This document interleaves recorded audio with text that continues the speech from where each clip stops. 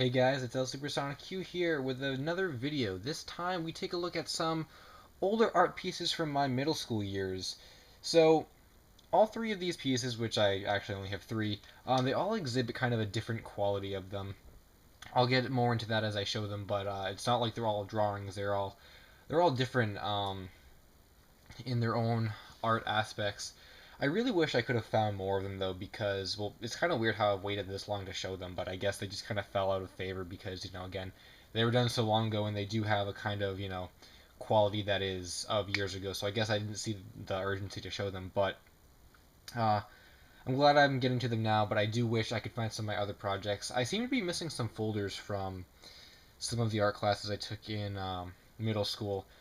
There are a couple projects I know that I remember that I don't know where they are. There was just one where it was a three-dimensional cube, made out of paper, and we had to kind of design a maze around the cube, and I made it like a Sonic Green Hill Zone type maze thing that went all the way around. It was really cool. Another project I remember is we had to draw like a sidewalk from different perspectives, so we have like the corner and then the side of the buildings, and like if you were looking at like a buildings from the corner of a sidewalk. What was really cool was I put Pokemon on top of the buildings, and I'm sure I put other Nintendo references in there. I don't know where those are, but I do remember them, and I do have some other projects that aren't video game related, but I didn't think they were very fitting to show here because they're kind of boring.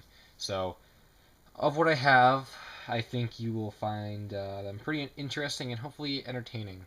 So, enough talking, let's show them off. First off is this project, which was pretty interesting because it's funny how even back then I would kind of neglect to finish projects. This is actually unfinished. The assignment was to create kind of a living space, and in that living space, you were supposed to go into magazines and cut out things that kind of don't fit in there. So, for example, if I drew a living room, I could find a carton of ice cream in a magazine, and then I could put a carton of ice cream in the living room, and it's like larger than like a chair or a couch. That was kind of the point of the assignment. However, I like I said, I didn't really want to do it, and at this point I was going with a design that I didn't really want to kind of ruin with magazine cutouts, because we did the clearly the background first. So what I did here is kind of like a Nintendo themed house type thing. I have this Pixel Mario floor, which was really hard to do and took a lot of time. Another reason why I didn't finish this isn't because I didn't want to do it, but I also ran out of time, and to save myself from falling behind on other projects, I had to kind of forget about this one, and I thought it was good enough where I could leave it as it is and still get credit, which I am now, and even back then, well, more so back then. Actually, maybe more so now. I don't know, depending. I was a type of art student where I could kind of not finish a project and still get a lot of credit for it because I was, that good. So, um, the floor I had to do multiple times. I think I used paint. It looks like paint. I did the original pencil. I painted over it. I had to get rid of the lines, or I had to redraw the lines rather. The paint got rid of them. Had to do that over again. Then the paint or the pencil line smudged some of the paint, so I had to paint it again. It took quite a long time, but I do really like it. It's pretty cool. And then on the walls here, we got Lugia flying in that window, and kind of a 3D Green Hill Zone area over here. This is kind of a hallway that goes all the way back, inspired by Ocarina of Time. And then there's some Koopas on the sides. And at the top here is the Master Sword, kind of supposed to look at an angle where it's like you're looking directly up at it, but it's kind of odd with the placement of the floor and the walls. But I don't know, kind of a different type of project. I do kind of like looking at it, just especially that tile floor and how the walls are black. I think that looks really cool. But yeah, it's very different than probably how it would have looked if it was finished. So that was that drawing. Next is an art project that is, again, very different than that drawing. And it's a blue Pikmin paper mache hat. So the assignment clearly was to design a paper mache, hat or something that could be worn on your head. So obviously, of course, I was really big into video games and stuff, and being so, I really wanted to be more inventive with it. So I thought of the video game stuff. I'm like, oh, it could be a Mario hat or a Luigi hat. But I wanted to be a bit more inventive than that. And for some reason, I thought that a Pikmin would be really cool. I think one of the reasons why I thought of that is because we had to have something kind of coming off of the hat, and for the Pikmin to have a stem, with the leaf right here. you know, coming off the hat, it looks really, really cool. It fits perfectly, so I just kind of ran with it, and I decided to make it a blue Pikmin. Don't really know why, but I did, and it looks pretty cool. It did fit me at one point. It probably still does, but it's a nice display piece and almost reminiscent of Animal Crossing, where just like, you know, you get the Pikmin hat and stuff. So as for the overall build, I do remember having quite a bit of trouble. I don't even do paper mache very often nowadays, but this was like the first thing I ever did, and it's really kind of rough and bumpy. But the blue paint kind of doesn't make it look that bad, and I remember having quite a bit of trouble with the stem, trying to make it kind of um, you know, bend like it is, so it, you know, goes over nicely. And we're using cardboard, of course, for these you know, the things that we had to put on, so that was kind of hard to work with too. The only thing I kind of wish is that maybe I drew the leaf a little bit better, but I guess that's just reminiscent of the time period. So that's the blue Pikmin hat. And then finally, this piece actually was not done in art class. It was done in Woodshop of all places, which is a really dated class if you kind of think about it, like Woodshop. Anyway, it was a race car assignment. We're building race cars. So check out my race car.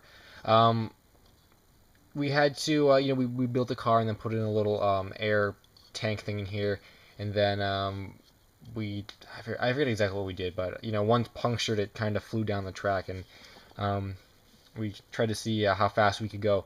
But for mine, I paid very close attention to the detailing aspect, because of course everybody's kind of looks the same, and it had to be certain dimensions. Aside from mine being rather rough around the edges, I decided to give mine a Sonic coat of paint, so I painted it like, I called this the Green Hill Zone Racer, by the way.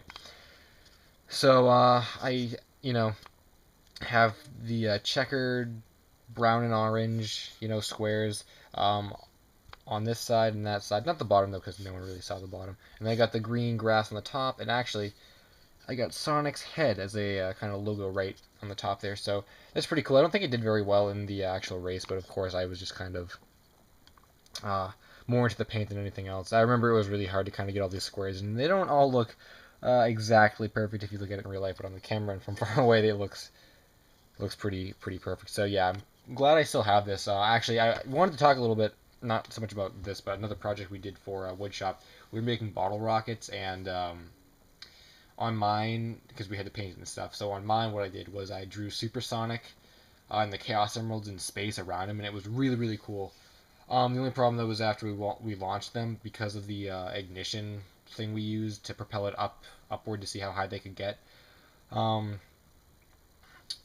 what I had to or what happened was after it lit, like just the smoke and, you know, stuff, because it was inside the rocket, because then after it got so high it would kind of float back down to the ground with a parachute we had to kind of engineer to put inside of it. But it just smelt so bad because of, you know, when the the thing was ignited, so I really couldn't keep it. And I tried to cut off just a little part where I painted Supersonic and stuff, but even that smelled horrible, so I couldn't keep it. I just did the whole thing away. I did take a picture, but I don't know where that picture is. It's somewhere on my computer or somewhere. Um, but yeah, that was the other notable project in Woodshop, which I wanted to throw out there. So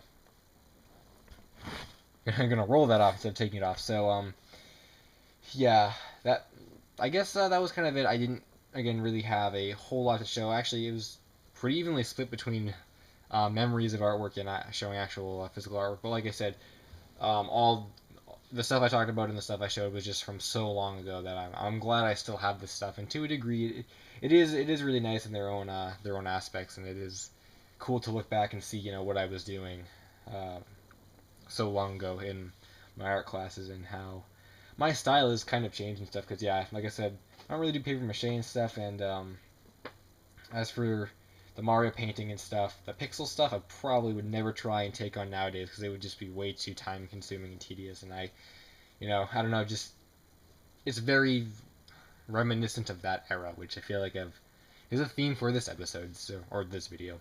Thanks for watching, guys. My middle school artwork. I'm LSuperSonicQ. Until the next video, Finn.